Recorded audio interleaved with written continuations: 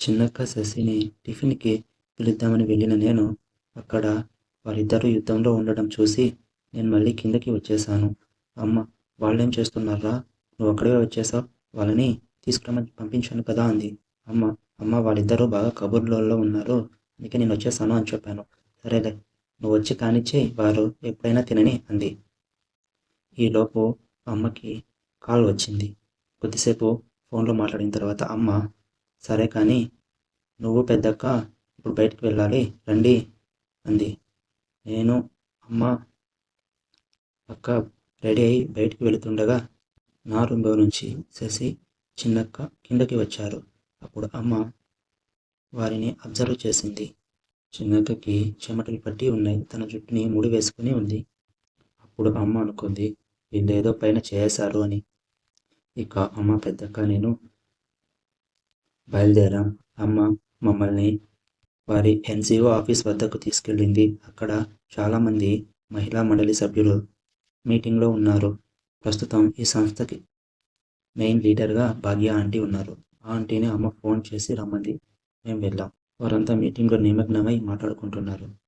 వారి సంస్థ యొక్క నిధుల సేకరణలో భాగంగా ఏం చేస్తే బాగుంటుంది అని ఆలోచిస్తుండగా వారికి వృద్ధాశ్రమంలో ఉన్న వృద్ధులని ఏదైనా టూర్ ట్రావెల్‌కి తీసుకెళ్తే బావుంటుంది అని నిర్ణయించుకున్నారు.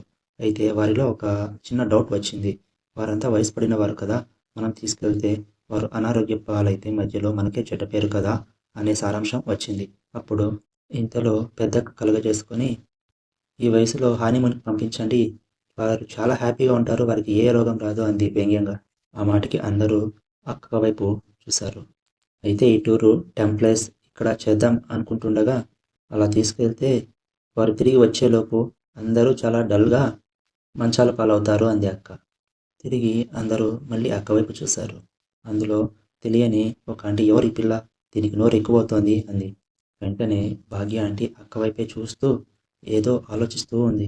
భాగ్య ఆంటీ అక్కడున్న మిగతా మహిళా మండలి సభ్యులతో, సరే ఏదైనా ఒక ఆహ్లాదకరమైన ప్లేస్‌లోకి తీసుకెళ్దాం. కానీ ముందుగా ఒకరినో ఇద్దరినో పంపించి రిజల్ట్ ఎలాగో ఉందో చూద్దాం అంది. ఇదేదో బాగుంది కదా అని అందరూ సమ్మతించారు. ఇక మీటింగ్ ముగియడంతో భాగ్య ఆంటీ లేచి అక్క దగ్గరికి వచ్చి, మరేం లేదు, నువ్వెలాగో ఖాళీగా ఉంటావు కదా! ఒకసారి నువ్వే ఏదైనా ప్లేస్‌లు సెలెక్ట్ చేసి తీసుకెళ్ళు.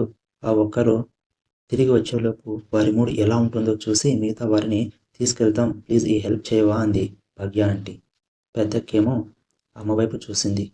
అమ్మ భాగ్య ఆంటీ వైపు చూసి ఓకే అన్నట్టుగా తల ఊపింది. అప్పుడు చూసా నేను భాగ్య ఆంటీని క్లియర్‌గా గమనించాను.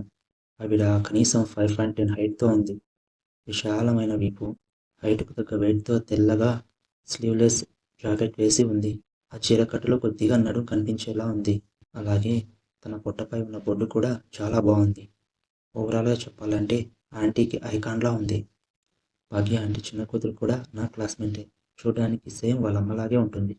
ఇక ఈ ఆలోచన రావడమే తడవుగా వీరు ఒక వృద్ధాశ్రమంలోకి వెళ్ళి ఎవరిని సెలెక్ట్ చేయాలని వెళ్ళినప్పుడు అక్కడున్న కొద్దిమందిని సెలెక్ట్ చేసి ఎవరు హుషారుగా ఉన్నారో గుర్తించి వారికి పంపించాలి. మరి హుషారుగా ఉన్నారు అనడానికి తెలుసుకోవడం ఎలా అన్న ఆలోచన వచ్చినప్పుడు వారికి రన్నింగ్ రేస్ పెడదాం అంది ఇంకొక ఆవిడ.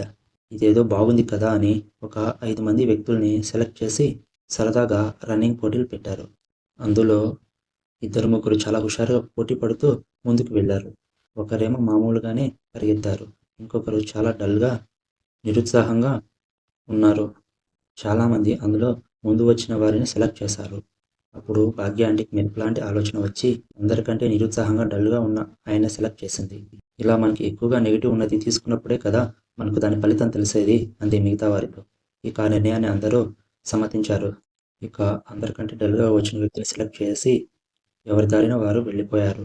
భాగ్య ఆంటీ మాత్రం అక్క దగ్గరకు వచ్చి, ఏం చేస్తావో ఏమో, మనం చేసే ఈ పని వల్ల 10 మంది మన వైపు చూడాలి. అందుకే నేనిలా చేస్తోంది అంది. పైగా ఇది నా పదవితో ముడిపడి ఉంది అని కూడా చెప్పింది. అలాగే ఆంటీ, నేను చూసుకుంటాలే అంటూ ఆంటీకి పెద్దక్క భరోసా ఇచ్చింది.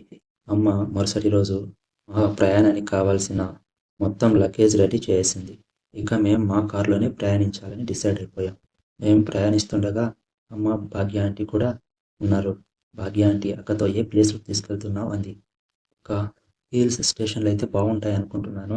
అందుకే అక్కడికి తీసుకెళ్దామని డిసైడ్ అయిపోయాను. అక్కడైతే వారు చాలా ఉత్సాహంగా ఉంటారు అంది. అందుకు భాగ్య ఆంటీ కూడా గుడ్ ఐడియా అంది. నేను మాత్రం భాగ్య ఆంటీ వైపే తనివి తీరా చూడసాగాను. అలా చూస్తున్న నన్ను గమనించి ఏంట్రా చిన్న అలా చూస్తున్నావు అంది. నేను స్పీడ్‌గా ఆంటీ మీరు చాలా అందంగా ఉన్నారు అందుకే చూస్తున్నాను అన్నాను. ఆ మాటతో దగ్గరకొచ్చి నా చెంప మీద ఒక ముద్దిచ్చి యూ నాటీ అంటూ నా తల మీద ఒక మొటికాయ వేసింది. ఇక మేం బయలుదేరాం. నేను డ్రైవింగ్ చేయసాగాను. అక్క వెనక సీట్‌లో కూర్చుంది. అక్క పక్కన ఒక 70 ఏళ్ల వ్యక్తి కూర్చున్నారు. ఆ వ్యక్తి చూడ్డానికి ఎలా ఉన్నాడంటే భారీ ఆకారంలా ఉన్నాడు. కనీసం 5.8, 5.10 లోపలే ఆయన హైట్ ఉంది. మనిషి దట్టంగానే ఉన్నాడు. మొత్తం తల మీద, చేతికి అంతా వైట్ హెయిరే ఉంది. ఒక 70 ఏళ్ల ముసలాడంటే అన్నీ తెల్లబడే ఉంటాయి కదా! వెనక సీట్‌లో ఉన్న అక్క ఆ ముసలాడితో మాట్లాడుతూ ఉంది. "మీ పేరేంటి తాతా" అంది. "నా పేరు సుబ్రహ్మణ్యం" అన్నాడు. "మరి భార్య, పిల్లలు" అని అడిగింది. తనకు కూతురు, కొడుకు వెల్ సెటిల్డ్ అయ్యారని ఈయన్ని పట్టించుకునే తీరిక లేదు. ఇక ఈయన భార్య 5 ఏళ్ల క్రితమే చనిపోయిందట. ఆమె చనిపోయినప్పటి నుంచి ఈయన పరిస్థితి ఇలా ఒంటరిగా తయారైందని ఆయన ఏడవసాగాడు. ఇప్పుడు అక్క ఆయన్ను దగ్గరకు తీసుకొని హగ్ చేసుకుంది. "ఏడవకు తాతా! ఏ పరిస్థితులైనా తట్టుకోవాలి" అంటూ కర్చీఫ్ తీసి తన కన్నీళ్లు తుడుస్తూ అక్క ఓదారుస్తోంది. అలా ఓదార్చేటప్పుడు నేను మిర్రర్‌లో చూశాను. అక్క అదే అవకాశంగా తీసుకొని ముసలాడిని ఎక్కడెక్కడో తడిమేస్తోంది. అక్క అలా తడుముతుంటే ముసలాడికి హాయిగా ఉందో ఏమో! ఉన్నట్టుండి అక్కను కూడా ముసలాడు హగ్ చేసుకునేశాడు గట్టిగా. అలా వారిరువురు హగ్ చేసుకోవడంతో అక్క అయితే ఆ ముసలాడి కౌగిలిలో ఉన్నప్పుడు అంత పెద్ద ఆకారం ఆ ముసలాడు. అక్కేమో గడ్డిపోచలా ఉంది. గడ్డిపోచలా ఉన్న అక్క అంత పెద్ద ఆకారం హత్తుకొని ఉండడంతో అక్కకి చాలా కంఫర్టబుల్‌గా కూడా ఉంది. అక్క ఆ ముసలాడి చేతిలో చేయి వేసి సున్నితంగా మర్దన చేస్తూ ఆ చేయిని తీసుకొని తన బుగ్గ మీద పెట్టుకొని, "తాతగారు మీరొచ్చేలోపు మనం ఈ టూర్ ముగించుకొని వచ్చేలోపు మీరు చాలా ఉత్సాహంగా ఉంటారు చూడండి" భరోసా ఇస్తూ మరింత గట్టిగా హగ్ చేసుకుంది. అలా ఇద్దరూ గట్టిగా హగ్ చేసుకున్నప్పుడు అక్క వేడి శ్వాస ఆ ముసలాడికి తగిలింది. అలాగే ముసలాడి వేడి శ్వాస కూడా అక్కకు తగలసాగింది. మళ్ళీ గట్టిగా హత్తుకున్నారు వారిరువురు.